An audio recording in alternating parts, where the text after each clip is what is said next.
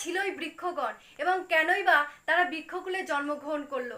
একসময় শততপা নামে এক তপস্বী কঠোর তপস্যা করছিলেন শ্রীহরিকে সন্তুষ্ট করার জন্য। তার এই কঠোর তপস্যা দেখে স্বয়ং ব্রহ্মা তার কাছে আসতেন শ্রীহরির কথা শোনার জন্য।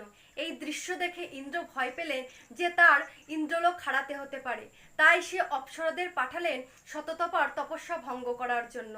কিন্তু ওই অপ্সরাগণ শততপার কাছে অভিশাপ পেলেন যে তোমরা বৃক্ষকুলে জন্মগ্রহণ করবে। তখন অপ্সরাগণ বললেন, আমরা যা করেছি ইন্দ্রের কথাতেই করেছি, আমাদের কৃপা করুন। তখন তপস্বী তাদের বর দেয় যে তোমাদের পূর্বকৃত সমস্ত ঘটনাই মনে থাকবে।